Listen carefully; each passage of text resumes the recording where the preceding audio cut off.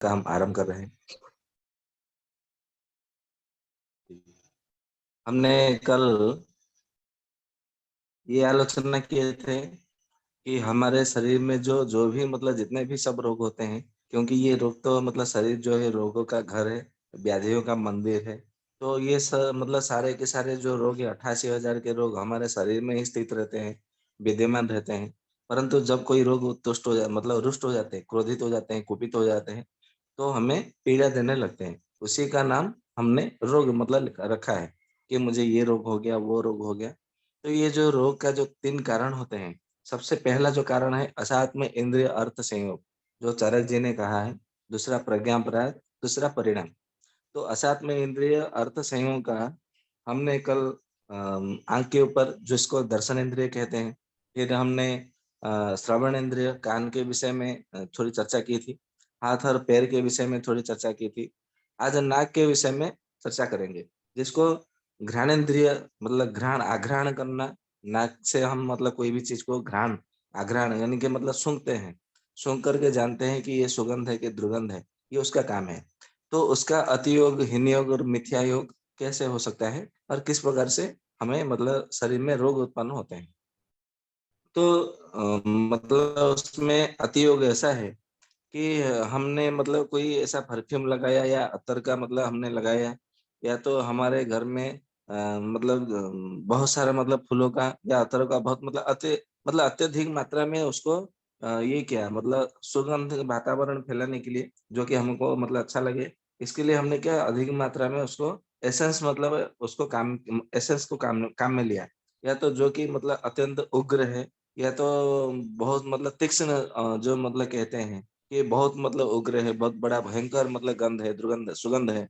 सुगंध में भी भयंकर होते हैं, क्योंकि आपने देखे होंगे कभी-कभी कि कोई परफ्यूम या अतर लगा के आपके पास बैठा हो और आपका सर में दर्द आना शुरू हो जाता है। आपको आँख में जलन होना शुरू हो जाता है। आपका नाक में से या तो आँख में से पानी टपकना शुरू हो जाता है, आरंभ हो जाता है। ये ऐसा तब होता है जब उसके आपके आस-पास में बैठे कोई ऐसा व्यक्ति है जो कि अत्यंत उग्र सुगंध को उसने धारण कर रखा है। ऐसा तब होता है। और ये नाक के लिए, घ्राणेंद्रिय के लिए अतियोग है, जिसके कि आपने देखा होंगे कि सर दर्द, आँख में से, नाक में से पानी टपकना, ये शुरू हो जाता है। ये मस्तिष्क के ऊपर तुरंत उसका प्रभाव, दुष्प्रभाव पड़ता है। और हीन योगी आपको ऐसे स्थान में रह जाएँगे, जैसे कि आपको कोई भी सुगंध या दुर्गंध कुछ भी आघ्राण करने को नहीं मिलेगा। जैसे कि हमने आँख और कान के विषय में कल आलोचना की थी।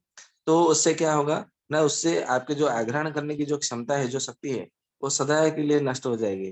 फिर आपको कुछ भी आघ्राण करेंगे, तो आपको जो हमारे जो तर्पक कफ है, बोधक कफ है, उदान वायु है, आलोचक पित्त है, और हमारा जो हृदय में जो साधक पित्त, प्राण वायु, अवलंबक कफ तीनों स्थित है, ये सारे के सारे जो है विकृत हो जाएँगी और आपको तुरंत कोई न कोई ऐसा संन्यास रोग जैसा आपको कोई न कोई लक्षण आप में प्रतीत होगा या देखने को मिलेगा। इसलिए ये ऋषियों ने मना किया, आचार्यों ने।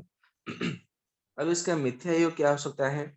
मिथ्या योग ये हो सकता है कि हर किसी को सुख चाहिए होता है। अच्छा कोई भी चाहता है कि मैं अच्छा रहूँ, अच्छे से जिऊँ, सुख हो, कोई किसी भी प्रकार का सुख, आनंद, हर कोई भला ही चाहता है, कोई बुरा तो चाहता ही नहीं। तो नाक के लिए भला क्या है कि सुगंध को ये सूँघना, ये उसके लिए अच्छा है। क्योंकि हमारा मन जो है अच्छे-अच्छे चीज़ों में वो अधिक समय नष्ट करने के लिए उकसाता रहता है, हमारे इंद्रियों को। तो हमारा जो नाक है, उसको सुगंध के बदले दुर्गंध को सूँघना, हम ऐसे क्षेत्र में या ऐसे स्थानों पर चले जाएँ, जैसे कि हमारे चारों ओर केवल दुर्गंध ही दुर्गंध केवल आ रहा हो। या तो बहुत हमने कोई साग-भाजी ऐसा घर में रखा है, या तो फ्रिज के अंदर से कोई सामान रखा है, कोई वस्तु, तो और उसको जब हम बाहर निकालते हैं, तो क्या होता है उसमें से कुछ एक अजीब-सा एक गंध आने लगती है। वो दुर्गंध नहीं होता है, परंतु उसमें से सड़ा गला या अजीब-सा एक गंध आने लगता है, फ्रिज में से निकालने के बाद में। तो वो एक प्रकार का गंध हो गया। या तो कोई चीज़ ऐसे रख ली, या तो हमने कपड़े भी 2 दिन 3 दिन तक पहनने के बाद में उसमें से हमारा शरीर का पसीना उसमें मिल-गल करके उसमें से एक प्रकार का दुर्गंध आने लगता है, वो भी हो सकता है। ऐसे कोई चीज़ है जो कि कोई मान लीजिए किसी ने गुस्से में आकर के खाना बनाया हो और गुस्से में आकर के या तो किसी के बारे में बुरा सोचते हुए हिंसा की भावना से या तो ईर्ष्या की भावना से, द्वेष की भावना से किसी ने खाना बनाया हो और उसमें क्या हुआ मतलब जल गई हो थोड़ा या तो जल्दी-जल्दी में खाना बनाया और ठीक से बना नहीं। उसकी भी मतलब आप मतलब जब गंध देखेंगे, उसमें थोड़ी में मतलब हल्की-हल्की दुर्गंध भी आएगी। वो सुगंध नहीं होगा। भले उसमें आप घी डालिए मतलब सारा का सारा मतलब अपना जो पवित्र वस्तुएँ होती हैं मंदिर के जैसे मतलब प्रसाद होता है, प्रसाद की भांति आप मतलब उसमें कितना भी प्रयास करेंगे, फिर भी उसमें से एक अजीब-सा दुर्गंध आएगा। ये तो मतलब आप जब प्रैक्टिकल करेंगे प्रत्यक्ष रूप से, तो आपको ये अनुभव हो सकता है। और कभी-कभी हमारा मतलब जो केमिकल जो यो होता है एक बार मतलब हम ऐसे मतलब क्षेत्र में चले गए, एक मतलब शिविर की आयोजना की गई थी और वहाँ पे मुझे हमें पता नहीं था कि वहाँ पे आस-पास एक अगरबत्ती की मतलब धूप बत्ती होती है, उसकी फैक्ट्री है। और हमारा मतलब शिविर चालू हो गया सुबह से 7 बजे से 10 बजे तक और वहाँ पे धूप बत्ती की फैक्ट्री में क्या करते हैं मतलब कुछ लोग आने लगे औरत लोग, महिलाएँ और वो कि 8 बजे से उनका फैक्ट्री मतलब चालू हो गया। तो वो जो धूप बत्ती का मतलब अगरबत्ती का जो मतलब एसेंस इतना सुगंध है, परंतु वो जो एसेंस है सुगंधों का, वो आने लगा और हमारे मतलब कुछ स्टाफ थे या तो कोई रोगी थे, तो बहुत बेचैन व्याकुलता मतलब उसमें उनमें होने लगी। तो मुझे लगा कि चलो एक बार वो फैक्ट्री के मतलब मालिक से बात करते हैं, या तो फैक्ट्री के मतलब जो है अगरबत्ती जहाँ पे बना रहे हैं, वहाँ पे थोड़ा मतलब बातचीत करते हैं। तो हमारा लगभग 10 साढ़े 10 बजे तक शिविर चला था, फिर हम वहाँ पे गए। देखा तो 4-5 महिलाएँ थी, वो मतलब अगरबत्ती को ऐसा हाथों से पिरो रही थी, मतलब जैसे हम रोटी बनाते हैं, ऐसा बना रही थी। तो हमने उनसे बात की कि आप मतलब ये जो सुगंध है मतलब ऐसे-ऐसे आप कैसे सँभाल लेती है? तो उन लोगों ने कहा कि पहले-पहले हमको भी 10-15 दिन तक मतलब थोड़ा कुछ अजीब-सा लगा था, फिर बाद में हमको इसकी अभ्यास हो गया और हमको अभी कुछ लगता नहीं है, कितना भी एसेंस डालो, क्या करो, कुछ लगता नहीं है, एकदम मतलब नॉर्मल साधारण-सा लगता है। तो कहने का अर्थ है कि उससे भी हमारे शरीर में कुछ ना कुछ निश्चित रूप से कोई ना कोई प्रभाव पड़ता है। और एक प्रकार का गंध होता है जो हम मतलब जब बाथरूम में जाते हैं, आजकल तो टीवी विज्ञापन में आता है कि ये वो क्या मतलब एक सुगंध की तरह आता है, महीने चलता है, वो सब मतलब विज्ञापन आता है, जो कि वो भी मिथ्या योग है। वो मिथ्या योग इसलिए है क्योंकि बाथरूम में ऐसा मतलब आयुर्वेद कहता है कि मल द्वार में जो है यम देवता का वास होता है। इसलिए आप जब मतलब बाथरूम जाए मतलब शौच क्रिया करने के लिए जाए, तो आपको 5 मिनट के भीतर ही आपका शौच क्रिया हो जाना चाहिए। 5 मिनट से यदि आप अधिक समय बाथरूम में बिताते हैं, मतलब पैर साफ करने के लिए शौच क्रिया के लिए बैठते हैं, तो समझ लीजिएगा कि आपका मल द्वार के रास्ते जो यमराज का है, यम देवता है, मतलब जिसको मृत्यु का देवता माना जाता है सनातन धर्म में, वो आपके शरीर में धीरे-धीरे प्रवेश करता है और आपको आयु जो है वो क्षीण करता है, मतलब आयु को वो कटौती करता है, वो आयु का ह्रास करने लगता है। तो इसलिए आयुर्वेद में 5 मिनट के भीतर आपकी शौचक्रिया हो जानी चाहिए, ऐसा उन्होंने कहा है। तो ये जो मतलब जो आप मतलब बाथरूम में जब मतलब वहाँ पे दुर्गंध आना आना मतलब उधर दुर्गंध आएगा तो कोई भी रुकेगा नहीं, क्योंकि हर किसी को सुगंध चाहिए। तो ये जो मतलब टीवी विज्ञापन कोई-कोई कंपनी वाले ने जो बनाया है कि आप इसको अपने लैट्रिन में बाथरूम में लगाओ, तो आपको दुर्गंध नहीं सुगंध आने लगेगी। तब तो फिर मतलब उसको मतलब बाथरूम में जाते क्या करते हैं बड़े-बड़े धनी लोग, अमीर लोग मतलब बड़े-बड़े सेठ लोग, तो वहाँ पे अखबार लेके जाते हैं और अखबार लेके जाके वहाँ पे एकदम आधा घंटा मतलब लैट्रिन में बैठ करके वो अखबार पढ़ने लगते हैं, जो कि वो मिथ्या योग है। क्योंकि आपने एसेंस के माध्यम से, केमिकल के माध्यम से तो उसको सुगंध में परिवर्तित कर दिया, परंतु जो उसका जो दुर्गंध का जो गुण है, वो गुण को कैसे आप दूर कर पाओगे? वह मतलब दुर्गंध भले मतलब सुगंध में आपने परिवर्तित कर दिया हो, परंतु जैसे ही वो आपके शरीर में जैसे ही मतलब आपके जाएगा, प्रवेश करेगा, वो जो दुर्गंध वाला वायु, वो आपके शरीर को मतलब नुकसान पहुँचाएगा, हानि करेगा। भले वो सुगंध मतलब हानि करे न करे, वो बात अलग है। क्योंकि उसमें से आप देखेंगे कितना भी मतलब आपने सुगंधित कर दिया हो, आप देखेंगे उसमें से बहुत सारा मच्छर मतलब उसमें मतलब बनते हैं, बहुत सारा मच्छर बनते हैं और इसका प्रैक्टिकल भी हमने एक बार किया था, तो सच में उसमें वो मतलब उसमें मच्छर बनते हैं और उससे ही मतलब हमारे शरीर में बहुत सारा रोग होता है। तो ऐसा नहीं होना चाहिए। हम जब मतलब श्वासक्रिया के लिए जाएँ, तो 5 मिनट से अधिक समय मतलब बाथरूम में नहीं बैठना बैठना चाहिए। तो ये हो गया ये नाक का। अब आते हैं हमारे जीवा का मतलब अतियोग, हीन योग और मिथ्या योग कैसे होता है।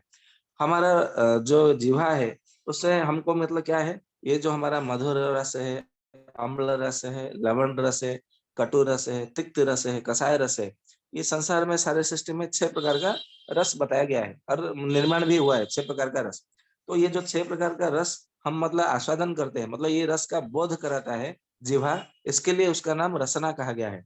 हम जब मतलब जिह्वा पे मतलब कुछ डालते हैं, तो हमको पता चलता है, हाँ, ये मीठा है, हाँ, ये खट्टा है, हाँ, ये नमकीन है, अरे ये तो कड़वा है, ये तीखा है, ये कसेला है। ये जो मतलब आभास होता है, हमको मतलब बोध कराता है।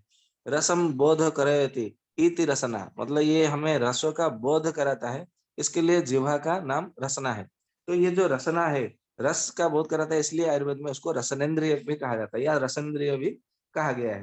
तो इसका अतियोग क्या है, मतलब मान लीजिए कि ये मीठा लगता है, अरे बाप रे! और दो मतलब मिठाई खा लेते हैं, या तो कहीं हम दावत में जाते हैं, ये आज बहुत अच्छा बना है, और थोड़ा खा ले, और मतलब 2 निवाला ले लो। ये जो मतलब अच्छा स्वाद के आधार पर हम जो और तो मतलब उसकी मात्रा बढ़ाते हैं, भोजन की मात्रा, इसको अतियोग कहा गया है। या तो मान लीजिए अभी थोड़ा मतलब भोजन किया है और मतलब कोई अच्छी सुगंध आने लगी, या तो वाह! ये तो बहुत अच्छा सुगंध आ रहा है, चलो उसमें से और थोड़ा 2 लोग खा लेते हैं। या तो मतलब थोड़ी देर में गए, या तो मतलब कहीं पे हमने गए, कोई किसी ने हमको कहा, "अरे! एक चाय मतलब पी लो।" इसकी चाय मतलब सुगंध देती है, कड़क चाय है, और एक मतलब चाय की घूँट मार लेते हैं। तो ये जो मतलब बात है, मतलब रसना, मतलब अच्छी-अच्छी चीज़ें, मतलब अच्छा रस का, मधुर रस का, अम्ल रस का, लवण रस का, थोड़ा नमकीन का, ये सब मतलब हर किसी को भाता है। हर कोई चाहता है कि मतलब ये सब मतलब चीज़ें, ये रस वाला चीज़ें मुझे मिले। जैसे कि आगे चलकर वो प्राणवायु विकृत हो जाता है, जिससे कि मधुमेह, प्रमेह, बीपी और हृदय का रोग, ये सब मतलब उनको होने लगता है। मस्तिष्क का रोग, सिरोवेपन मतलब ब्रेन ब्लॉकेज होना, हार्ट ब्लॉकेज होना, और शिरा-नशिरा मतलब जो स्नायु मंडल है वो विकृत होना, ब्लॉकेज होना, ये सब मतलब हो जाता है। और ये जो सारे शरीर में मतलब जो घुटनों में दर्द, एड़ियों में दर्द, कंधों में दर्द, सर्वाइकल, ये हमारे मेरुदंड में, कमर में दर्द, ये सब मतलब उसी के कारण होता है। क्योंकि हमारा रसन इंद्रिय के ऊपर हमारा नियंत्रण नहीं है, काबू नहीं है। मतलब अपने आयत में नहीं है। अब ये मतलब इसका हीन योग कैसा है? ना, बिल्कुल, बिल्कुल मतलब नहीं खाना, कुछ भी नहीं पीना। जैसे मतलब कोई-कोई संत, ऋषि, मुनि करते थे पहले तपस्या करने के लिए। वो कोई-कोई असुर लोग भी मतलब करते थे, हमने देखा है।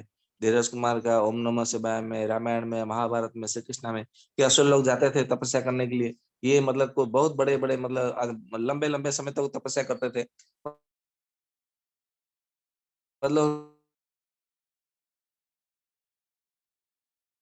उनको खाना-पीना सब रात्रि भर प्राप्त मतलब हो तो संदेह है, वो तो देखा जाए। परंतु ऐसा करने से मतलब बिल्कुल नहीं खाने से या तो बिल्कुल नहीं पीने से क्या होगा? इससे हमारे जो मतलब सारा जो सिस्टम है, पद्धति है शरीर का, वो सारा का सारा बिगड़ जाएगा। वात-पित्त कफ सारा का सारा बिगड़ जाएगा। फिर हमारा जो वात-पित्त कफ है, जो धातु है, धातवो देह धारणात्, वो नहीं हो सकता है। केवल केवल 2 ही मतलब चीज़ होगा, क्या होगा? शरीर दोषंति दोषा मलिनीकरणात् मला, केवल यही दी 2 चीज़ें रह जाएगी, 2 कर्म होगा, परंतु धातु वो देह धारण ये नहीं हो सकता। पहले के ज़माने में उस युग में होता था, परंतु आज नहीं हो सकता है। आज क्यों नहीं हो सकता? उस युग में क्यों हो सकता है? हम जब मतलब काल गणना के ऊपर जब चर्चा करेंगे, तो उस समय आपको बताएँगे कि उस समय क्यों ऐसा होता था, आज के समय में ऐसा क्यों नहीं हो सकता। मतलब पहले के ज़माने में जब मतलब लोग खाना-पीना सब छोड़ देते थे, उपवास करते थे, व्रत करते थे, अनशन करते थे, तो उनमें ऊर्जा आती थी। उनमें मतलब बहुत मतलब एनर्जी आती थी, बहुत शक्ति आती थी। परंतु आज ये सब करते हैं तो शक्तिहीन हो जाते हैं, ऊर्जाहीन हो जाते हैं। ऐसा क्यों होता है? युग धर्म का विषय में हम उस विषय में चर्चा करेंगे। तो ये तो रसनेंद्रिय का हो गया। अभी आते हैं रसनेंद्रिय का ये मतलब ये तो हीन योग हो गया। अभी आते हैं मिथ्या योग के ऊपर। मिथ्या योग ऐसा है कि जो मतलब ऐसा कहा गया है कि विरुद्ध आहार नहीं करना चाहिए। विरुद्ध आहार मतलब जैसे अ, ऐसा कहा गया है कि दही के साथ में या दूध के साथ में हमको नमक का सेवन नहीं करना चाहिए। परंतु देखेंगे कि दही में नमक मिला करके अधिकतर मतलब दावत भोज में वो दही में नमक मिला मिला के खिलाया जाता है। दही के साथ में बैंगन मिला करके नहीं खाना चाहिए। परंतु आप दावत में देखेंगे तो दही का बैंगन के साथ में मिला करके एक भरता जैसा बनाया जाता है और वो बड़ा टेस्ट लगता है। लोग उसकी उसी को बार-बार माँगते-माँगते खाते हैं। और एक मतलब कहा गया है कि दही के साथ में उड़द का दाल मिला करके नहीं खाना चाहिए। वो क्योंकि वो मिथ्या योग कहलाता है, विरुद्धाहार कहलाता है। परंतु दही वड़ा तो बहुत फेमस है कहीं कहीं जगह, किसी किसी जगह पे। और दही वड़ा जो है लोग मांग मांग करके खाते हैं। और ऐसा कहा है कि दही को गर्म करके नहीं खाना चाहिए, परंतु दही को गर्म करके उसमें छोंक मार के उसको मतलब खाते हैं, बड़े ताव से खाते हैं, चाव से खाते हैं उसको, क्योंकि वो टेस्ट होता है। ऋषियों ने मतलब कहा है, एक आयुर्वेदिक ग्रंथ है भेषज रत्नावली करके, उसमें 105 प्रकार के विरुद्ध आहार उसमें वर्णित है। कहा है ये विरुद्ध आहार जो जो वर्णित है, ये सब हमको खाने की बड़े टेस्ट लगेगा, बड़ा मजा आएगा, स्वाद में बड़ा मतलब रुचि होगी। परंतु हमारे शरीर के भीतर जैसे ही जाएगा, प्रवेश करेगा आंतरियों में, वो हमारे शरीर का नुकसान करता है और हमारे शरीर में रोग उत्पन्न करता है। इसलिए ये भले स्वादिष्ट लगे, परंतु विरुद्ध आहार का सेवन नहीं करना चाहिए, ऐसा ऋषियों ने कहा है। परंतु आजकल हम इन बातों पर ध्यान नहीं दे रहे, क्योंकि हमें अपना रसन इंद्रियों पर, जीवा पर नियंत्रण नहीं है, कंट्रोल नहीं है। तो ये तो मतलब है। और एक है मतलब बात है कि मिथ्या योग और एक मतलब प्रकार से है कि जब खाना चाहिए तब नहीं खाते, जब नहीं खाना चाहिए तब खाते हैं, या तो बार-बार खाते हैं, या तो मतलब गलत तरीके से खाते हैं, खड़े होकर के खाते हैं। मतलब खाने की चीज़ें को मतलब चबा-चबा करके खाना चाहिए, तो ऐसे ही निगल जाते हैं। तो ये सब जो काम करते हैं, ये रसन इंद्रिय का ये मिथ्या योग होता है। जिससे कि हमारा आहार का जो पाचन संस्थान है, सबसे पहले वो विकृत रह जाता है, वो बिगड़ जाता है। तो उससे क्या होता है, हमारा पाचक अग्नि बिगड़ जाती है, रंजक पित्त बिगड़ जाता है, हमारा समान वायु बिगड़ जाता है, अपान वायु विकृत हो जाती है, जिससे कि हमारा सारा शरीर जो है उथल-पाथल हो जाता है। और जब अपान वायु, समान वायु बिगड़ जाता है, तो उदन वायु भी विकृत हो जाता है, जिससे कि हमारा जो पैरालिसिस जैसा धीरे-धीरे, धीरे-धीरे हमको ऐसा लगता है। कोई-कोई बोलता है मेरे हाथों में शून्यपन आ गया है, पैरों में शून्यपन आ गया है। मुझे ऐसा लगता है कि मैं हाथों से कोई चीज़ पकड़ नहीं पाती हूँ या पकड़ नहीं पाता हूँ, या उसको मतलब मैं, मेरा हाथ ऊपर नहीं उठता है, मेरा सर्वाइकल प्रॉब्लम है। ये सब तब होता है जब आपका समान वायु और अपान वायु विकृत हो। समान वायु, अपान वायु विकृत होने के बाद में उदान वायु को विकृत कर देते हैं। तब जाके ये सारी स्थितियाँ, ये सब मतलब आपको रोग के रूप में मतलब सामने से प्राप्त होता है। तो ऐसा नहीं करना चाहिए। इसीलिए चरक जी ने मना किया है।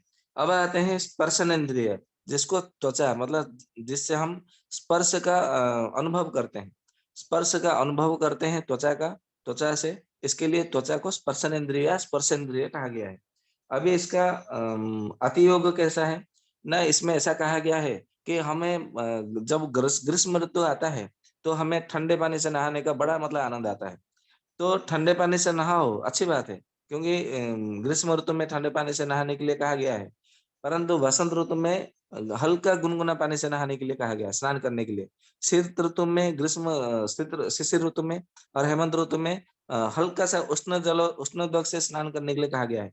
परंतु इसका अर्थ ये नहीं कि आप मतलब दिन भर में जब भी स्नान करो तो उष्णोदक से स्नान करो, या तो सालों-साल मतलब पूरा वर्ष भर मतलब एक-एक वर्ष तक, मतलब वर्षों-वर्षों तक आप मतलब केवल गर्म पानी से सेवन मतलब स्नान करो, या तो शीतल जल से स्नान करना है। इसका अर्थ ये नहीं कि सालों-साल आपको केवल शीतल जल से स्नान करना है। ग्रीष्म ऋतु में शीतल जल पान करना बहुत अच्छा लगता है, परंतु हम शीतल जल का अधिक मात्रा में सेवन करें, तो वो क्या होता है, वो हमारा त्वचा का मतलब ये होता है, मतलब अतियोग होता है। कोई-कोई देखे होंगे, गोरा बनने के लिए फेयर एंड लवली या उबटन या कोई क्रीम, ये कोई लेप ये वगैरह लगाते हैं। कोई-कोई उड़द का दाल लगाते हैं, कोई बेसन लगाते हैं, चने का दाल, या ये सब मतलब लगाते हैं। चेहरे पे लगाते हैं, पूरे शरीर में लगाते हैं अच्छे दिखने के लिए। अच्छी बात है, लगाइए, परंतु उसको सप्ताह में 2 बार लगाना चाहिए आयुर्वेद के आधार पर। परंतु लोग क्या सोचते हैं कि मैं प्रतिदिन लगाऊँगा तो मैं गोरा दिखूँगा, मेरा मतलब चेहरा बहुत अच्छा दिखेगा। मेरा शरीर का जो त्वचा है बहुत अच्छा दिखेगा। तो प्रतिदिन लगाते रहते हैं। आयुर्वेद में उसकी मात्रा नियत की गई है कि इतनी मात्रा में इतना दिन, इतना समय मतलब ऐसा लगाना चाहिए। सब मतलब विधिवत भाव से मतलब वर्णन की गई है। परंतु वो विधिबद्ध वो विधान, वो मात्रा, वो सब मतलब कोई ध्यान नहीं देता। उसमें केवल मुझे गोरा दिखना है, मुझे मतलब ये मुझे सुडौल दिखना है। तो इसके लिए बारंबार मतलब विभिन्न प्रकार के तेल लगाते हैं, मालिश करते हैं।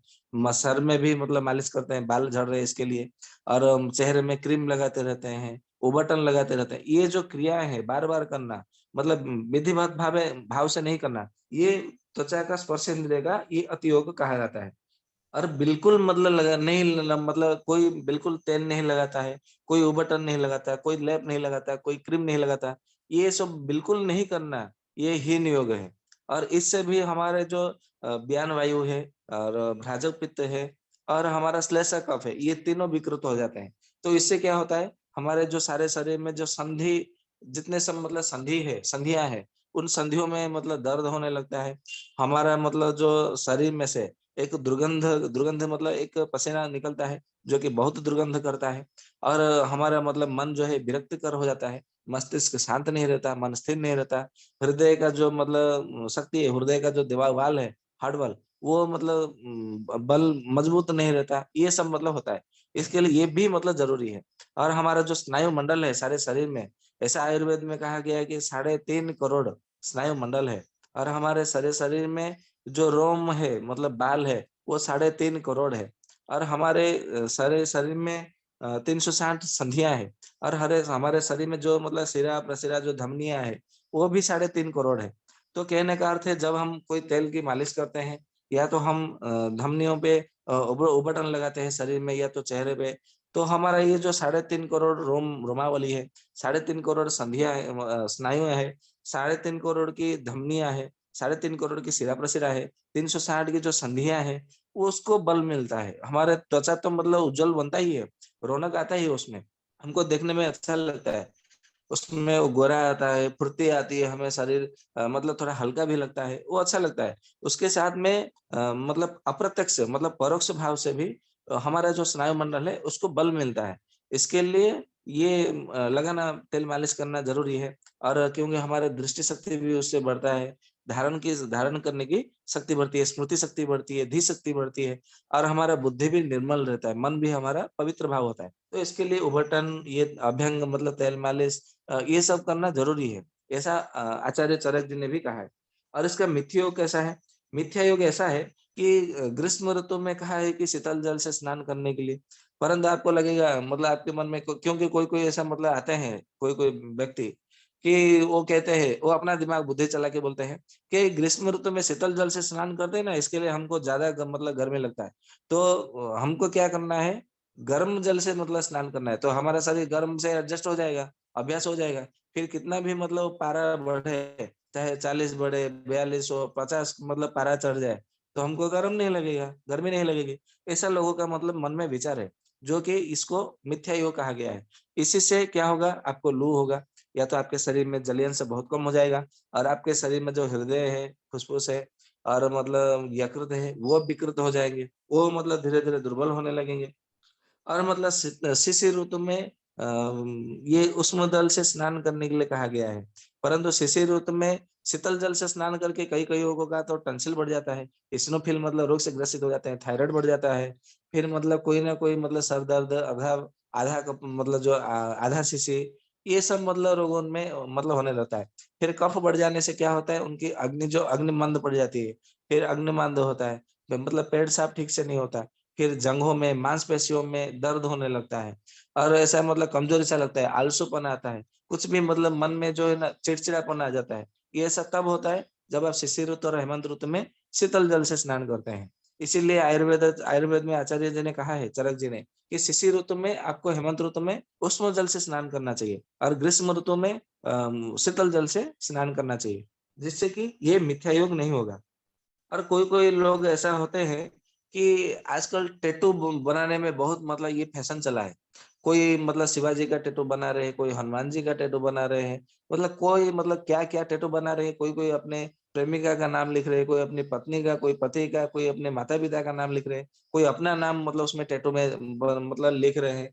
ये जो टैटू जो बनाने का, जो लिखने का जो है, जो ये फैशन है, ये ऐसा मतलब आचार्य जी ने कहा है कि जो शरीर में मतलब जो टैटू बना करके आप जो मतलब अपने स्पर्श इंद्रिय पर जो आघात देते हैं, उसमें जो प्रहार करते हैं। क्योंकि मैंने एक बार मतलब एक टैटू बनाया, जिसने बनाया था, मैंने उसको पूछा कि ये जो टैटू बनाते हैं उसमें क्या लगता है जब टैटू बनाते हो? तो बोलता है कि बहुत दर्द होता है, ये हमारा जो मतलब ये जो हाथ है इतना बड़ा फूल गया था।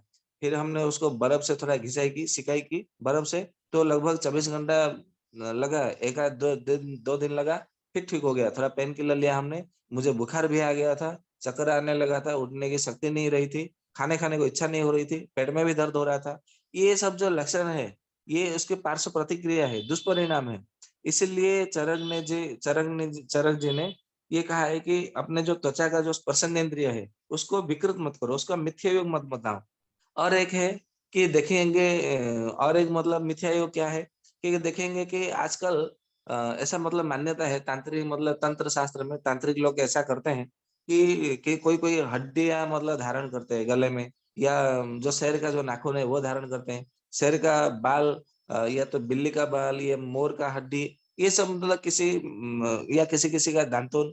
मैंने एक मतलब व्यक्ति को देखा वो गाय का दांत धारण किया है अपने ताबीज़ में भर करके। मुझे नहीं पता था, तो मैंने पूछा, "भई ये ताबीज़ में मतलब क्या धारण करके रखते हैं?" तो उसने कहा कि हमारे गाय गौ-माता हमने पाल रखा था, तो वो गौ-माता का देहांत हो गया और मतलब वो देहांत कैसे हो गया? ना उसका दुर्घटना हो गई गाड़ी से, टक्कर हो गया, तो उसका जो सामने का 2 दाँत है वो नीचे गिर गए। तो हम तो अपने गौ-माता को माता की तरह पूजते थे, सेवा करते थे। तो हमको बड़ी मतलब ये हुआ कि चलो गौ-माता तो नहीं रही, कम से कम उनका दाँत तो हमारे साथ जीवन भर रहेगी, हमारे साथ में। तो ये विचार करके उन्होंने क्या किया ताबीज़ में भर करके 2 दाँत को अपने गले में लटकाए, वो घूम रहे हैं। तो मैंने पूछा ऐसा करने से क्या लगता है? कुछ नहीं बस हमें ऐसा लगता है कि हमारे साथ हमारी गोमाता है। ये चलो अच्छा है गोमाता के प्रति भक्ति है, मतलब भाव है, अच्छी बात है। मैं उसमें मतलब विरोध नहीं करता। परंतु ये जो धारण करना, इसको क्योंकि हमारे जो हड्डियाँ हैं, बाल है, विभिन्न प्रकार के जो तेल है या तो मतलब दाँत है, ये सबको आयुर्वेद में अपवित्र मतलब माना गया है। हम दिनचर्या में जब मतलब चर्चा करेंगे, दिनचर्या, रात्रिचर्या, ऋतुचर्या, जीवनचर्या और परिचर्या, ये इसको आयुर्वेद में चर्या पंचक या तो पंचचर्या मतलब नाम से उसको जाना जाता है। तो जब हम दिनचर्या, जीवनचर्या जब मतलब चर्चा करेंगे, उस विषय में ये पड़ेगा मतलब चर्चा होगी कि बाल को, हड्डियों को, दाँत को ये सबको आयुर्वेद में अपवित्र माना गया है, रक्त को ये सब अपवित्र है। इसको इन सबको चीज़ों को धारण नहीं करना चाहिए। कोई-कोई मतलब ये तांत्रिक लोग क्या करते हैं, तांत्रिक के पास जाते हैं कि मुझे मेरे प्रेमी को ये वशीभूत करना है या तो मेरे वो मतलब पत्नी को मेरे पति को वशीभूत करना है, तो दीजिए। तो क्या करते हैं कुछ चीज़ें दे देते हैं, वो मतलब कुछ भी, कुछ पाउडर सा या कुछ मतलब ऐसा सिंदूर सा दे देते हैं उनको। क्योंकि मैंने ऐसा सुना है, इसका अनुभव तो नहीं मैंने लिया, परंतु ऐसा मतलब मैंने सुना है लोगों से, लोगों के मुँह से। तो दे देते हैं, इसमें क्या करना है? तो बोलते हैं कि आपका जो अनामिका का अंगुली है, वो अर्धरात्र को काट कर मतलब जैसे हम डायबिटीज़ का टेस्ट करते हैं, उसको छेद करके मतलब काना होल बना के आपको अनामिका की अंगुली से रक्त निकालना है और इसको मलहम जैसा बना के रखना है और इसको प्रतिदिन लगाते रहना है, तो देखेंगे कि सब ठीक हो जाएगा। तो ऐसा कई लोग करते भी हैं। तो ये सब चीज़ों को आयुर्वेद में मना किया गया है और नाखून ये वगैरह-वगैरह है जो कि मतलब बहुत अपवित्र मतलब जो वस्तुएँ हैं, वो सब चीज़ों का मतलब नहीं धारण करना है। और एक बात है कि जो मतलब कोई-कोई लोग क्या करते हैं तांत्रिक मतलब ये श्मशान में जाते हैं, श्मशान की मतलब राख लाते हैं, उसको मतलब कोई बभूत में या इसमें उसमें मिला करके उसको रखते हैं, साथ में घूमते हैं उसके टीका मतलब चिता भी लगाते हैं, ये सब नहीं करना चाहिए। कोई-कोई मतलब देखा है, मैंने सुना है कि श्मशान में प्रतिदिन जाते हैं और ऐसा मतलब उनको किसी ने कह दिया है कि प्रतिदिन जाओ श्मशान में और श्मशान में जितने सब मतलब पेड़-पौधा है उनको मतलब परिक्रमा करो और उनमें जड़ों में, मूल में जल डाल के मतलब आओ, तो देखोगे कि आपका बरकत हो जाएगा। तो ऐसे भी मतलब पागल भरे पड़े हैं हमारे, पागल लोग भरे पड़े हैं समाज में और ऐसे मतलब परामर्श देने वाले भी भरे मतलब कमी नहीं है हमारे देश में। जो कि आयुर्वेद मतलब कहता है कि ये सब मतलब निरर्थक है, व्यर्थ है, ऐसा नहीं करना चाहिए। क्योंकि ऐसा करने से आपके शरीर में जो मन है, इंद्रिय है, क्योंकि मन इतना मतलब सूक्ष्म शरीर है, मतलब हमारे मस्तिष्क में स्थित होके वो संचालन करता है पूरे इतने बड़े शरीर का। वो जब विकृत हो जाएगा तो आपका शरीर में विभिन्न प्रकार से रोग जो है वो मतलब रुष्ट होंगे, कुपित होंगे और आप रोग से ग्रस्त हो जाएँगे, पीड़ित होंगे। तो ऐसा नहीं करना चाहिए क्योंकि ये मिथ्या योग है। तो ये जो अति योग, अयोग और मिथ्या योग है या हीन योग, मिथ्या योग है, इसके कारण बहुत सारा मतलब जितने से जो 88,000 प्रकार के जो रोग है, ये सारे के सारे उत्पन्न होते हैं। तो अभी मतलब ये तो हो गया 5 कर्मेंद्रियों का, ज्ञानेंद्रियों का। अभी कर्मेंद्रिय भी आते हैं। जैसे कि हमने कल हाथ और पैरों के विषय में चर्चा की, आलोचना हो गई थी। आज बात करते हैं हमारे मुँह मुँह की। मुँह में मतलब मुँह का काम है हम किसी से बात करना। या मतलब मान लीजिए कि मैं अच्छा बात कर रहा हूँ या तो मैं अच्छा बोलता हूँ, मैं दिन भर केवल अच्छा मतलब मैं तो अच्छा बोलता हूँ, अच्छा बात करता हूँ, मैं दिन भर खाली मतलब बात करता रहूंगा, तो ऐसा इस समय क्या होगा, मुझे अर्धित बात हो जाएगी, या तो मतलब जिसको पैरालिसिस, फेशियल पैरालिसिस बोलते हैं वो हो जाएगी, या तो मनस्तंभ हो जाएगा, हनुस्तंभ हो जाएगा, या तो मेरा मतलब जो स्पॉन्डिलाइसिस है वो मतलब मेरा मतलब बिगड़ जाएगी, जैसे कि स्पॉन्डिलाइसिस सर्वाइकल, वो कोई ना कोई मुझे रोग जकड़ लेगा। और मेरे शरीर में पित्त बढ़ने के कारण मुझे एनीमिया, हेमोग्लोबिन की कमी, लिवर की मतलब कोई डिजीज, किडनी की डिजीज, और हमारा जो पेनक्रियाज है, अग्नस है, तो उसका मतलब जो रस क्षरण होता है, जो हमारा हार्मोन क्षरण होता है इंसुलिन, वो उसका भी मतलब कम बनने लगेगा। और हम मेरे शरीर में मतलब जो प्रोस्टेट ग्लैंड है, एंडोक्राइन सिस्टम है, वो बिगड़ जाएगी। तो ऐसा नहीं करना चाहिए। आजकल के जो मतलब लोग हैं, कथाकार है, प्रवचक है, उनको देखेंगे कि उनमें ऐसे मतलब एंडोक्राइन सिस्टम उनका बहुत बिगड़ा हुआ रहता है। कोई ना कोई उनको रोग होती है। आपकी यदि कोई जान पहचान में हो, तो आप मतलब पूछ करके देखिए, अनुसंधान करके देखिए, ये बात सच है या झूठ है, ये आपको पता चल जाएगा। परंतु आप उनको पूछिएगा जरूर। उनसे मतलब जब आपका स्नेह होगा ना, तभी वो सच बात बताएंगे। नहीं तो कोई कोई मतलब तो बताएंगे नहीं। अरे नहीं, बिल्कुल मैं स्वस्थ हूँ, मैं भगवान का सेवक हूँ, मैं भगवान का भक्त हूँ, मुझे क्या हो सकता है, ईश्वर की कृपा से मैं बिल्कुल स्वस्थ हूँ, ठीक हूँ। तो वो सब बोलेंगे, परंतु आपका स्नेह होगा, यदि आत्मीयता होगी, तो ही वो बताएंगे कि हाँ मुझे ऐसा हुआ है, तो वो बताएंगे, नहीं तो वो कदापि नहीं बताएंगे। तो ये बात है। तो बिल्कुल बातें ना करना, बिल्कुल किसी से बात ना करना, मुंह न खोलना, ये भी है, ये हीन योग है। तो ऐसे में क्या होगा, ऐसे में भी आपको हनुस्तंभ होगा, मनस्तंभ होगा, आपको जो गले के जो मतलब जो हड्डियां है, जो उदान वायु है, वो विकृत हो जाएगी। तो आपको जो बात करने की जो शक्ति है, जो जड़, उसको जड़ता बोलते हैं, वो जड़ता आ जाएगी आप में। तो ये रोग भी मतलब हो जाएगा। इसलिए बातें बिल्कुल ना करना, ये भी गलत है। बातें अधिक मात्रा में करना, ये भी गलत है। और बात का मतलब मुंह का मतलब मिथ्या योग कैसा है? मिथ्या योग ऐसा है कि किसी से जिससे बात ना करना हो उससे बात करना, और जिससे बात करना चाहिए उससे बिल्कुल बात ना करना, ये मिथ्या योग है। इसका कैसे है, आइए समझते हैं। आयुर्वेद में ऐसा कहा गया है, जो दुष्ट जन है, जो दुर्जन है, जो पापी लोग होते हैं, या तो जो दूसरों की निंदा करते हैं, जो अपने माता पिता की सेवा नहीं करते, गुरुओं की सेवा नहीं करते, माता पिता, गुरु, देवता, ब्राह्मण, गाय की जो अवहेलना करते हैं, जो इनका सम्मान नहीं करते, अग्नि को देख करके वो पैरों से स्पर्श करते हैं, तो जो मतलब छोटी बच्चियों का सम्मान नहीं करते, उनको पैरों से लात मारते हैं, या तो मतलब जो बड़े बूढ़ों का मतलब सम्मान नहीं करते, उनको पैरों से लात मारते हैं, या नमस्कार नहीं करते, नमन नहीं करते। तो जो तीर्थ या तो मतलब किसी देवता, ये हमारे तो आयुर्वेद में ऐसा कहा है कि मतलब आम का पेड़ भी देखो, वड़ का पेड़ देखो, नीम का पेड़ देखो, तो हर किसी को मतलब उसको नमन करो, क्योंकि हर किसी में परमात्मा विराजमान है, ब्रह्मा मतलब उसमें है। तो उसको प्रणाम करने के लिए उसमें मतलब कहा गया है, आयुर्वेद में, हमारे जीवनचर्या में कहा गया है। परंतु हम यदि उसमें ये करेंगे, मतलब अवहेलना करेंगे, या उसको मतलब गुरुत्व तो नहीं देंगे, ध्यान नहीं देंगे, तो भी उसमें क्या होगा, वो हमारा मिथ्या योग होगा। तो ये दुष्टों के साथ, पापियों के साथ में यदि हम वार्तालाप करते हैं, मान लीजिए कोई पाप कर रहा है, या तो कोई मतलब किसी की निंदा कर रहा है, यदि हम उससे बातचीत करेंगे, तो वो पाप पाप होता है कि नहीं, पुण्य होता है कि नहीं, मैं उस विषय में तो नहीं कह सकता, क्योंकि ये धर्म अधर्म के विषय का मंच नहीं है, ये हमारा आयुर्वेद का मंच है। इसलिए जो आयुर्वेद से संबंधित हो वही विषय में हम चर्चा करेंगे। और आयुर्वेद कहता है कि पूर्व जन्मम कृत पापम व्याधि रूपेण पीड़ित है, मतलब आपने पिछले जन्म में कोई ना कोई कर्म किया है, इसके लिए आपको फल स्वरूप, उसके परिणाम स्वरूप ये जन्म में आप रोग से ग्रसित हुए हैं, रोगों से भिड़े हुए हैं। और किस कर्म के कारण कौन सा रोग हुआ है, ये योग रत्नाकर, निघंटु रत्नाकर में भली भांति विशेष रूप से वर्णन है। यदि कोई चाहते हैं तो आप ऑनलाइन मंगा करके भी आप निघंटु रत्नाकर पढ़ सकते हैं। उसमें विस्तृत भाव से वर्णन की गई, उल्लेख किया गया है।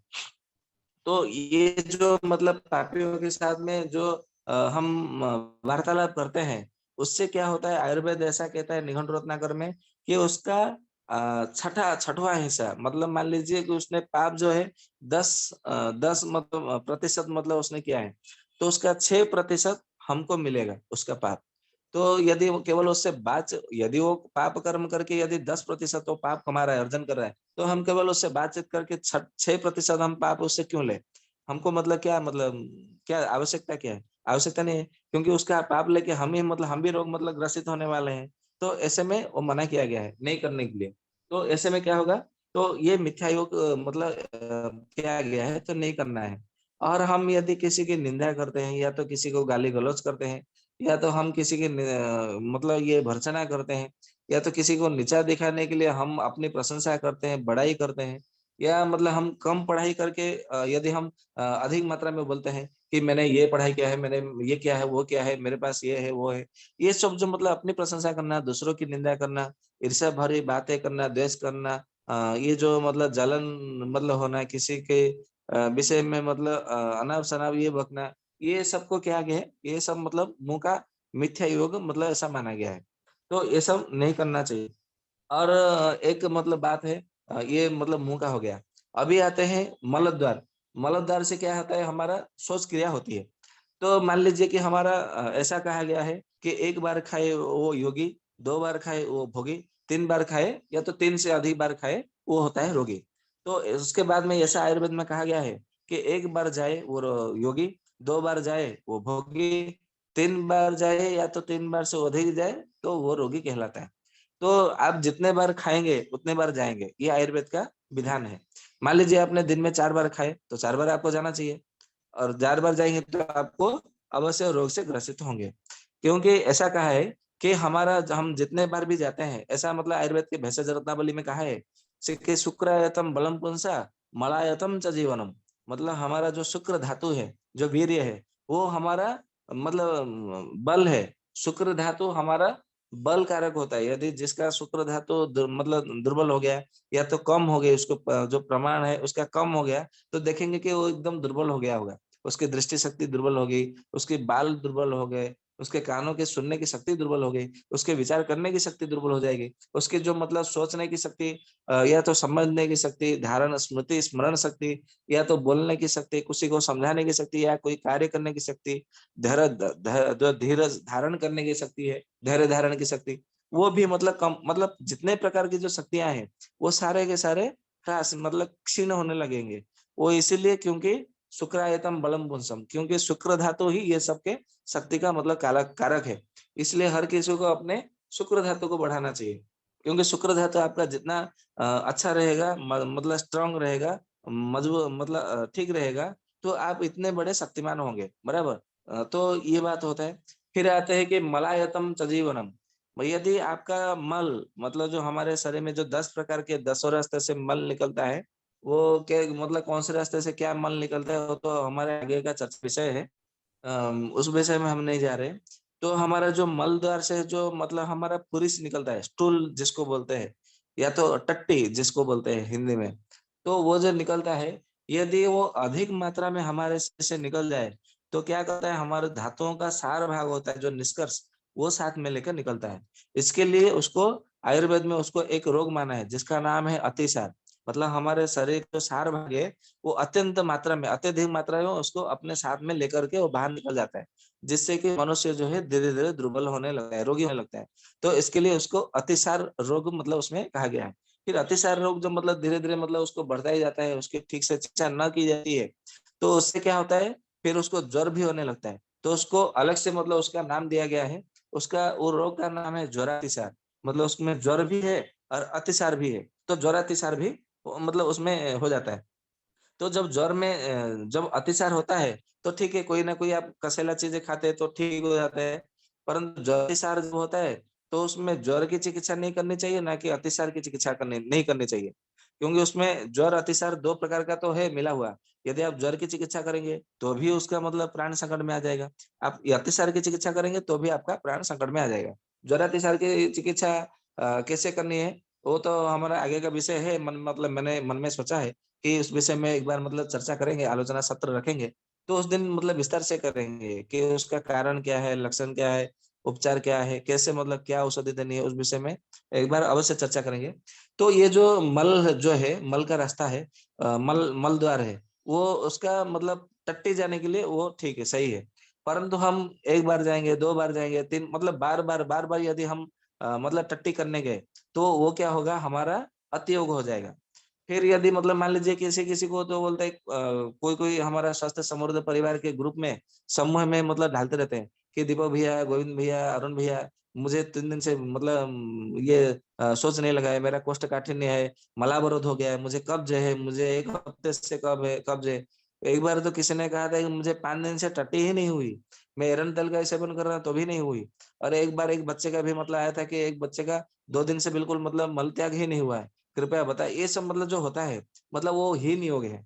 यदि एक बार मतलब मल बंद मतलब निकलना हो जाए तो भी वो हमारे जो आमाशय है उसको पूरा विकृत कर देती है, समान वायु को पूरा विकृत कर देती है, जिससे कि बहुत सारा हमारा रोग भी हो जाता है और उसमें हमारा प्राण त्याग भी मतलब जा सकता है, प्राण वायु भी जा सकता है। तो मिथ्या त्याग, मिथ्या योग कैसे होता है मलदार का? मिथ्या योग ऐसे होता है कि आपको मतलब सुबह में एक बार जाएंगे, शाम को एक बार जाएंगे तो ठीक है, वो सही मात्रा है, उसकी उसकी मात्रा अधिक अधिक नहीं है। परंतु आप मतलब सुबह में आपको मतलब नहीं हुआ, शौच नहीं लगा, आप गए नहीं, दोपहर में मतलब नहीं जाना चाहिए तो दोपहर में जा रहे हैं, या तो खाना का भोजन करने के बाद में आपको लगेगा अचानक से मतलब शौच क्रिया आने लगेगी तो आप दौड़ेंगे मतलब बाथरूम, तो वो भी मतलब मिथ्या क्रिया योग है। मतलब आपको संध्या समय, सुबह के समय नहीं होता है, दोपहर में होता है, रात में होता है, या तो कहीं आपको कहीं पे मतलब कोई काम के लिए आप निकल रहे हो तो उस समय अचानक आपको लगेगा, या तो मतलब आप कोई पानी पीने लगे, या तो कहीं पे आपने खाना खा लिया, या तो आपने कोई रनिंग के लिए दौड़ने के लिए गए, या तो कहीं पे आप एक मतलब मित्र के साथ में बैठ करके बैठे हैं, या तो कहीं बाहर गए हैं, या तो पहाड़ पे चढ़ रहे हैं, या तो मतलब नहर नहर में नदी में तैर रहे हैं अचानक, तो अचानक आपको शौच क्रिया आना मतलब शुरू हो जाता है, आरंभ हो जाता है। तो ये सब जो है ये मिथ्या योग है, क्योंकि जो समय पे नहीं होना चाहिए वो समय में होता है। या तो कभी कभी देखे होंगे, एक बार वो जाके आए, मतलब उनको लग रहा है कि मल त्याग का उनको शौच लग रहा है, वो जा रहे हैं तो थोड़ी मात्रा में हुई, परंतु पेट हल्का नहीं हुआ। फिर मतलब कुछ समय मतलब रुकने के बाद में उन्होंने विश्राम किया, फिर मतलब थोड़ी बाथरूम बाथरूम में और बाथरूम हुई, तो 2-3 बार जाने के आने के बाद में उनको क्या हुआ, पेट हल्का लगने लगा, मतलब उनका ऐसा लगा कि हाँ चलो अभी मतलब मैं ठीक हूँ, मैं मेरा अभी ठीक है। तो ये जो मतलब विधि है, ये जो क्रिया है, इसको मिथ्या योग ऐसा मतलब माना गया है, जो कि ये भी आपका शरीर में रोग का मतलब हो सकता है। ये अधिकतर मतलब अधिक समय जाने के पश्चात, कुछ समय के पश्चात आपके शरीर में प्रमेह रोग हो सकता है, डायबिटीज हो सकती है, बीपी हो सकती है, हड्डियों का दुर्बल ना होना हो सकता है, बाल पकना, या तो बाल झड़ना, बांटना, या चंदापन, जो गंजापन बोलते हैं वो, आपकी आंख के देखने की शक्ति क्षीण हो सकती है, आपके मतलब वात रोग हो सकते हैं, या तो आपके एड़ियों में दर्द हो सकता है, घुटनों में दर्द हो सकता है, रात को नींद ठीक से आना ये भी हो सकता है, सुबह में मतलब आंख ना खुलना ये भी हो सकता है। मतलब ये विभिन्न प्रकार के रोग अलग अलग रोग हो सकते हैं और ऐसा होते भी है, हमने देखा है, अनुभव भी किए हैं। इसीलिए ये जो मिथ्या योग है इसका नहीं करना चाहिए। तो आज तो 8:50 हो गए हैं, तो आज हम आलोचना सत्र को यहीं पे मतलब विराम देते हैं। कल से हम पुनः इससे मतलब जहाँ रुके हैं फिर आगे चलेंगे। तो आज के सत्र को लेकर या आपके किसी मन में कोई शंका है, संदेह है, तो निसंदेह प्रश्न पूछ सकते हैं।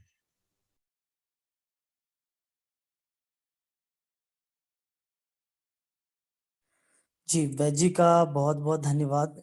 और इतनी अच्छी विचार आयुर्वेद पर रखने के लिए, और आयुर्वेद की एक एक चीज़ों को बारीकी से समझाने के लिए, और वैसी बातें कि आसान भाषा में समझाने के लिए।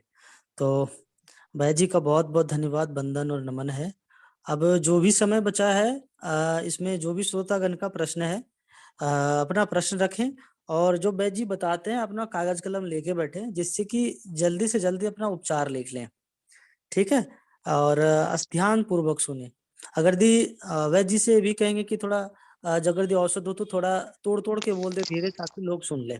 तो आप सभी कागज कलम लेके बैठे और अपना उपचार लिख लेंगे। तो जिनका प्रश्न है कृपया अपना प्रश्न पूछे। नमस्ते आप सभी को। हाँ, नरेंद्र कुमार जी बोलिए। जी, वैद्य जी कह रहे थे टैटू के लिए, तो जैसे हमारे भारत में जो ग्रामीण क्षेत्र की महिलाएं हैं, पहले शादी के बाद अपने पति का जैसे नाम गुदवाती थी, तो कि ये कहाँ तक सही है? हाँ, ये जो आपने प्रश्न किया है वो सही जी मतलब सच है। जो जी पहले के जो मतलब टैटू जो मतलब बनाए जाते थे वो जी एक जी। प्रकार से एक लकड़ी के माध्यम से बनाए जाते थे, और एक वो जो बनवासी एक जनजाति है हमारे हाँ उड़ीसा में, हाँ उसको केला मतलब आदिवासी बोलते हैं, केला आदिवासी। वो गांव गांव घूम करके वो जंगल में हाँ हाँ जंगल में हाँ से बेर विभिन्न प्रकार के जो मतलब होते हैं ना फल, वो फल हाँ हाँ मूल ला के बेचते थे।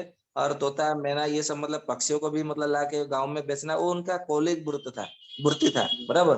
और जी। साथ में यदि कोई मतलब कोई चित्र करना चाहे, जैसे आज हम मेहंदी रचाते हैं ना, तो हाँ, मेहंदी रचाने में कोई पीड़ा नहीं होती है, बराबर? तो उस समय एक लकड़ी के माध्यम से वो एक डिजाइन करके करते थे, जिससे मतलब उनको पीड़ा नहीं होती थी, उनको गुदगुदी लगता था।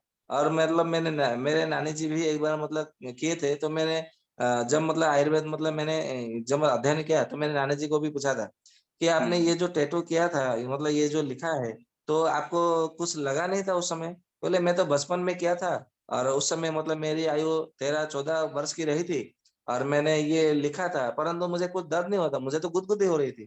तो कहने का अर्थ है, ये उस समय भी मतलब हो सकता है कि चरक जी ने कहीं पे देखा हो कि इसका विकृत मतलब करते हैं, बराबर?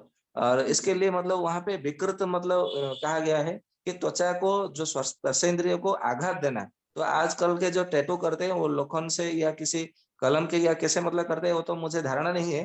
परंतु जब मैंने उसका पूछा मतलब जानने के लिए, तो उन्होंने कहा कि ये दर्द होता है, बुखार आता है, फूल जाता है, सूजन होती है, सोथा आ जाता है, खा नहीं सकते, पेट में दर्द होता है, सर में दर्द होता है।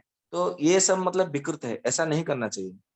जी वैद्य जी, बहुत-बहुत धन्यवाद, ऐसा होता है। जी, बहुत-बहुत जी। धन्यवाद। और मैं आपको बता दूँ, ये क्योंकि ये सब सुन रहे हैं पूरे समग्र ये देश में, राष्ट्र में सुन रहे हैं, तो आपको सभी के देशवासियों के लिए जानकारी के लिए बता दूँ, ये टैटू जो करते हैं ना, आप देखेंगे, आप सीमन टेस्ट करेंगे तो आपको इसका अंतर पता चल जाएगा कि चरक जी ने आयुर्वेद में क्यों मतलब मना किया है। क्योंकि इसका सीधा असर शुक्र धातु पर इसका प्रभाव पड़ता है। ठीक है जी? जी, जी। जी जी। वैद्य जी, धन्यवाद।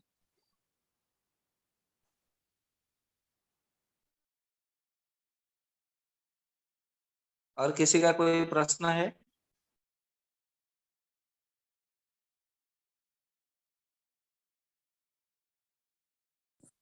जी, यस जी, अपना प्रश्न पूछें। माइक खोल के पूछें। यस गायकवाड़ जी।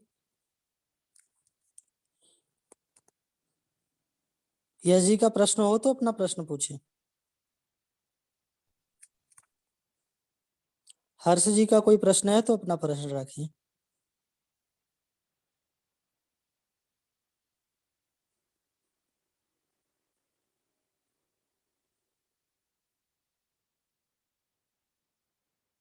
हाँ यश जी बोलिए, मैंने आपको अनम्यूट कर दिया है। आप अनम्यूट करके देखिए, हो पा रही है क्या?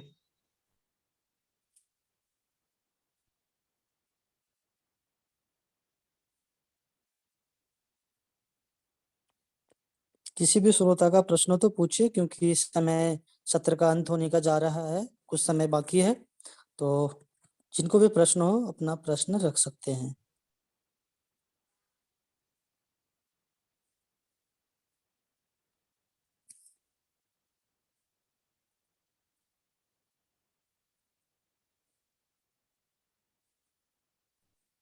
मुझे लगता है हर किसी का कोई प्रश्न नहीं है, चलिए तो कोई बात तो यहाँ मैं पर अपनी पे तरफ विराम दे दीपक भैया। चलिए कोई बात नहीं, तो मैं अपने तरफ से एक प्रश्न कर देता हूँ छोटा सा, जिससे कि और लोगों को जी। जानकारी मिल जाएगी। जैसे आपने टैटू के बारे में कहा था, और आज के अभी के दौरान जो युवा वर्ग के लोग हैं, चाहे वो महिला हो या पुरुष हो, बहुत ज्यादा टैटू लोग करते हैं और कराते जी। हैं, जिसके कारण से इसका क्या क्या साइड इफेक्ट हो सकता है, इसका क्या दूरगामी दुष्प्रभाव हो सकता है, या वर्तमान में क्या हो सकता है, अगर दी हो तो इसका बचने का क्या समाधान, इसका उपचार क्या कर सकता है लोग, तो इसके बारे में कुछ आप प्रकाश डाल दें। जी, बहुत अच्छी बात है। आपने बहुत अच्छा प्रश्न किया है। तो आपके माध्यम से सभी देशवासियों को भी इसका मतलब संदेश जाए, तो मैं बताता हूँ इसके विषय में। सर्वप्रथम हम जब मतलब ये टैटू जब करते हैं, तो जैसे चरक जी ने कहा है, तो ये क्या होता है, हमारा स्पर्श इंद्रिय मतलब त्वचा पर इसका विकृत मतलब प्रभाव पड़ता है। तो त्वचा में हमारे 3 मतलब धातु मतलब वात, पित्त, कफ 3 प्रकार के होते हैं। तो एक होता है भ्राजक पित्त, दूसरा होता है आपका व्यान वायु, और तीसरा होता है श्लेष्मक कफ। तो ये 3 मतलब जाकर के क्या करते हैं, हमारे शुक्र धातु का मतलब निर्माण में सहायता करते हैं। तो जैसे देखें कि आपने मतलब ये टैटू का मतलब कुछ किए, तो मैंने जैसे अभी मतलब कुछ क्षण पहले कहा था कि आप सीमन का टेस्ट पहले करा लीजिए, फिर टैटू बनाने के बाद में दूसरे दिन कीजिएगा, बराबर? तो आपको अंतर जो है वो साफ दिख जाएगा कि फर्क क्या है। यदि उसका मतलब फिर भी कोई साइड इफेक्ट हो रहा है, तो देखेंगे कि आपका जो स्नायु स्नायु मतलब कोई ना कोई आपका नर्वस सिस्टम में कोई ना कोई प्रॉब्लम आएगी उस व्यक्ति को। और उसका जो विचार करने का जो ढंग है, जो जैसा बोलते हैं ना यथा दृष्टि तथा सृष्टि, जो उसका जो नजरिया है, दृष्टिकोण है, इसका दृष्टिकोण में थोड़ा अंतर आने लगेगा। और एकदम मतलब गुमसुम सा वो रहेगा, या तो फिर एकदम मतलब नटखट सा मतलब हो जाएगा। मतलब उसका जो विचार करने की जो बुद्धि जो होती है ना, सद्बुद्धि नहीं रहेगी उसमें। मतलब सत विचार करने की जो शक्ति है, वो इतनी मात्रा में नहीं रहेगी, उसकी मतलब मात्रा जो है कम हो जाएगी। और इसका बचने का उपाय केवल एक ही है कि आपका जो मतलब ब्राह्मी है, ब्राह्मी चूर्ण, शंख पुष्पी चूर्ण, ये दोनों को मतलब मिला करके रखे 1-1 ग्राम की मात्रा में। यदि हो सके तो उसमें अश्वगंधा भी मिला सकते हैं, जैसे कि ब्राह्मी चूर्ण का 50 ग्राम, अश्वगंधा 50 ग्राम और शंख पुष्पी 50 ग्राम। ये मतलब तीनों को मतलब मिला के रखे। 1-1 ग्राम की 1 ग्राम की मात्रा में दिन में 3 बार शहद के साथ में चटाए। खाली पेट में सुबह में 1 बार और शाम को 1 बार, दिन में 2 बार या तो 3 बार भी मतलब चटा सकते हैं। परंतु खाली पेट में चटाए, लगभग 100 दिन तक चटाए। तो इसका जो मतलब साइड इफेक्ट होने वाला है, वो हो सकता है। मतलब साइड इफेक्ट दूर हो जाएगा। जी, उसका साइड इफेक्ट दूर हो जाएगा। जी, बहुत बहुत धन्यवाद बैद जी आपका। तो बैद जी का बहुत बहुत धन्यवाद। और अगर दी किसी श्रोता का प्रश्न तो पूछ लें, मैं अंतिम प्रश्न लेना चाहूंगा। अगर दी किसी का है तो पूछे, क्योंकि सत्र का समय समाप्त होने वाला है। वैद जी जी हेलो। नमस्ते। वैद जी हेलो, आवाज आ रही है मेरी? जी हेलो। जी, जी आ दीदी। रही है। बोलिए। सर नमस्ते। सर मैं एक क्वेश्चन पूछना चाह रही थी। ये जो आपने एक तो ये टैटू वाला, कि ये जो इसका मेंटली भी कुछ आपने बोला, जैसे कि मेंटली भी इफेक्ट करता है ना ये? हाँ जी, बिल्कुल। अच्छा। और एक चीज और, जैसे आपने वो बोला कि तांत्रिक वगैरह ये सब चीजें, तो क्या सर ये होता है क्या रियलिटी में? नहीं, वो लोग करते हैं ना, मतलब हड्डियों की माला, या तो ये कोई कोई पशु पक्षियों का मतलब दांत, हड्डी, बाल, ये सब मतलब रोम जो है वो धारण करते हैं। और जी। ये रक्त का मतलब मिला हुआ सिंदूर, ये सब मतलब पहनते हैं अभी भी, मतलब ग्रामीण क्षेत्र में मैंने देखा है। तो इसको आयुर्वेद में मतलब ये कहा है, अपवित्र मतलब माना गया है। तो अपवित्र वस्तुओं का धारण करना, जो कि हमारे मानस के ऊपर बहुत प्रभाव पड़ता है। क्योंकि हमने मानस दोष के विषय में एक बार मतलब चर्चा किए थे, जो कि सत्व गुण, रजोगुण, तमोगुण, अंत्यज हाँ जी, गुण। हाँ जी। तो वो क्या धीरे धीरे धीरे धीरे वो पतन की ओर मतलब मनुष्य चला जाता है, उसकी अधोगति हो जाती है। तो इसीलिए उसको निषेध किया गया है, मना किया गया है। अच्छा, मतलब इसका इफेक्ट पड़ता है, ये जो हमारे गुण है, तीनों गुण जो आप बोल रहे हैं, इन पे इफेक्ट पड़ता है इसका? जी जी जी जी सर, थैंक यू सर। जी। धन्यवाद। वंदे मातरम। अ, वंदे मातरम। वैद्य जी। हाँ जी, वंदे मातरम, बोलिए। जी, मेरे मन में एक प्रश्न था कि अपने आयुर्वेद में, चूंकि मुझे इसके बारे में जानकारी नहीं, कर्ण भेदन और जो ये कानों में जो पहना जाता है, जो उसके संदर्भ में कुछ आयुर्वेद में क्या है, उसके दुष्प्रभाव पड़ते हैं या फिर उसके कोई अच्छे परिणाम भी होते हैं? हाँ जी, उसके बहुत अच्छे परिणाम होते हैं। आपने जो कहा है, जो कर्ण भेद है, इसको तो कर्ण भेद संस्कार भी माना गया है आयुर्वेद में। हमारा जो 16 संस्कार है, ये आयुर्वेद में भी वर्णन है, बराबर। क्योंकि गर्भाधान संस्कार से लेकर के माता के गर्भ में मतलब रहना, फिर उसको संसार में मतलब जन्म लेना, संसार में आना, फिर मृत्यु तक, ये जो समय है, इसको जो पूरा समय को आयु कहा जाता है। तो आयु को मतलब हम कैसे सुख कर, दुख कर, हित कर, अहित कर बनाएंगे, उसको मतलब जो विज्ञान है, जो वेद मतलब उल्लेख है, उसको आयुर्वेद में कहा गया है। तो आयुर्वेद में 16 संस्कार संस्कार भी मतलब वर्णन किया गया है। हमारा जो कर्ण वेद संस्कार होता है ना, कर्ण वेद, ये जो कर्ण वेद करते हैं, वहां पर क्या होता है, हमारा एक विधुर मर्म मतलब रहता है कर्ण मूल के पास में, बराबर। आप अष्टांग हृदय में देखेंगे, सारे स्थान में 107 मर्म का विषय वर्णन है। सुश्रुत संहिता में भी वर्णन है, चरक संहिता में भी वर्णन है। तो वहां पे जो 107 मर्म में से वहां पे एक मर्म रहता है, जिसका नाम है विधुर मर्म। तो वहां पे कर्ण वेद वेद करने से वो विधुर मर्म जो है, हमेशा मतलब जागरूक रहता है, अहोरात्र, मतलब दिन रात वो जागरूक रहता है। और आयुर्वेद के अनुसार विधुर मर्म को राजदूत कहा गया है। आपने देखे होंगे, मतलब पुराणों में, या तो पुराने समय में ये आपने मतलब श्री कृष्ण महाभारत ये रामायण में देखे होंगे, जब मतलब कोई राजा का दूत कोई संदेश लेकर जाता है तो रास्ते में विश्राम नहीं करता। यदि विश्राम करता करेगा तो उसकी जो है नौकरी चली जाएगी, उसको जो मतलब नियुक्त है वो उसको निकाल दिया जाएगा अपने कर्म के क्षेत्र से। तो बिना विश्राम किए बिना खाए पिए एकदम मतलब वहां पे जाके पहुंचता है। पहुंचने के बाद में वो वहां पे संदेश सुनाता है, फिर वहां से मतलब लेकर के बिना विश्राम किए वो आ जाता है, बराबर। तो ये राजदूत का काम मतलब आपको मान लीजिए आपके शरीर पे कहीं पे चोट लगी तो आपको कैसे पता चलता है? ये मॉडर्न साइंस वाले ये हमारे ब्रेन को ये पता चल जाता है। अरे ब्रेन को कैसे पता चलता है? अभी मान लीजिए कि नरेंद्र मोदी जी ने ये 8 बजे आके मतलब बोल दिया कि आज रात के 12 बजे से नोट बंद हो जाएगा। अरे हमको क्या पता चला? क्योंकि वो तो दिल्ली में है, हम तो हमारे मतलब मैं तो ब्रह्मपुर उड़ीसा में हूँ, आप कहीं किस जगह और है, तो हमको कैसे पता चला? तो ये टेलीविजन के माध्यम से पता चला ना, सोशल मीडिया के माध्यम से पता चला। ये जो सोशल मीडिया है आप इसको राजदूत मान सकते हैं। तो ये राजदूत का काम जो है ये विधुर मर्म ही करता है। तो देखेंगे कि जिसको मतलब ये कोमा का पेशेंट है, या तो जिसको संन्यास रोग कहा गया है आयुर्वेद में, या तो अपस्मार रोग होता है, या तो कोई मस्तिष्क जनित जो रोग होते हैं, हृदय जनित जो रोग होते हैं, ये सबसे बचने के लिए कर्ण वैद्य संस्कार ऋषि मुनियों ने कहा किया है। क्या मतलब कर्ण वैद्य कर दीजिए छोटे बच्चों में, जो कि मतलब उसका क्या होगा, उसका जो मतलब सकारात्मक विचार उसमें आने लगेंगे, और उसकी जो इंद्रियों की मतलब मस्तिष्क की दुर्बलता नहीं होगी, और ये राजदूत बहुत अच्छे से काम करेगा। तो ये हर कोई चीज को आसानी से सहजता से समझ सकेगा, हर कोई चीज को भाप लेगा, मतलब उसको मतलब पता चल जाएगा ये मतलब संकट आने वाला है, वो सब आने वाला है, उसको एक मतलब दिव्य दृष्टि मतलब मिल जाएगी, दिव्य शक्ति मिल जाएगी। इसके लिए विधुर मन को जागरूक करने के लिए वहां पे कर्ण वेधन किया गया है। ठीक है जी। देखे होंगे पहले के युग में मतलब कुंडल धारण करते थे। मतलब मैंने भी देखे हैं बचपन में, बाल्यावस्था में पुरुष लोग भी कुंडल धारण करते थे। आजकल तो कोई कोई कलाकार या तो कोई कोई महाराज भी कुंडल धारण करते हैं, और देखेंगे कि उनके राजदूत मतलब इतने क्षिप्र होते हैं कि आप में और हमारे में नहीं होती। और जो ये कुंडल धारण नहीं करते उनको इसलिए मतलब अध्यात्म शास्त्र में या तो भागवत श्रीमद् भागवत में, विष्णु पुराण में, वामन पुराण में कहा है कि द्वादश तिलकम, मतलब आप प्रातः काल सुबह स्नान करने के पश्चात हमारे शरीर में शरीर के 12 स्थानों पर मतलब तिलक धारण करने की प्रथा है। मतलब गोपी चंदन हो या तो मलय चंदन हो, श्वेत चंदन हो, इसको लगाने की प्रथा है। तो दोनों कानों में भी वहां पे लगाया जाता है। देखे होंगे पंडित लोग महाराज लोग लगाते हैं, बराबर।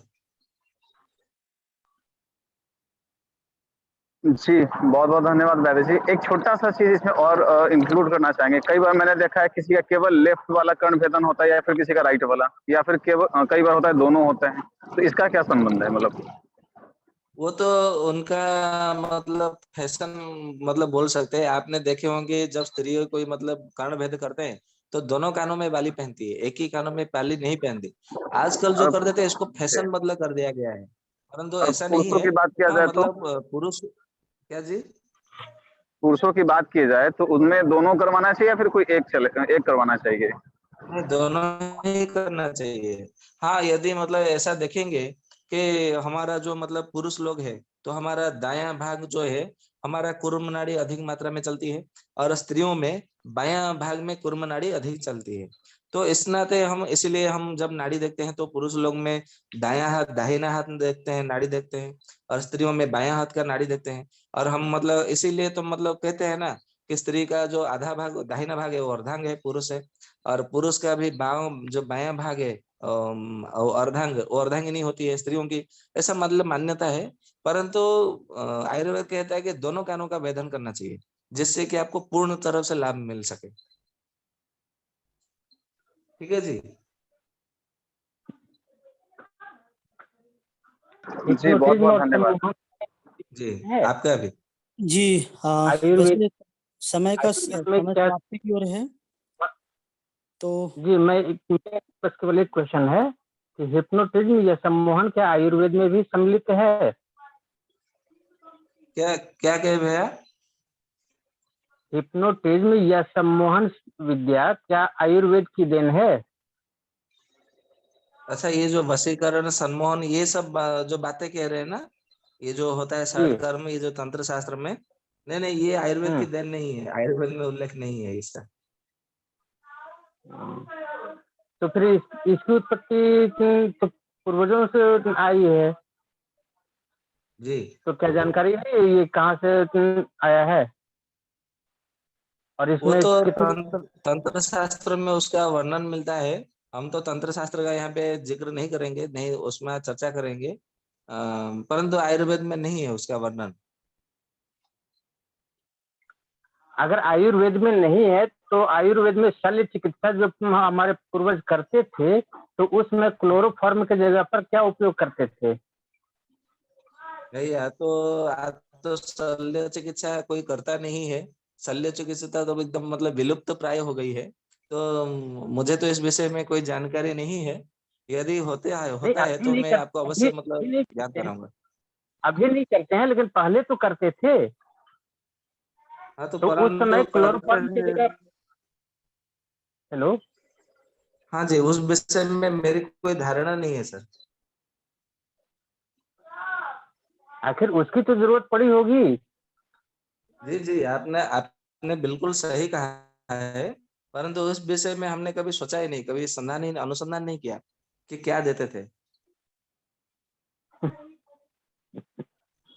हम्म, परंतु जब आपने प्रश्न किया है तो मुझे लगता जी, है कि अब उस विषय में भी मुझे अनुसंधान करना चाहिए।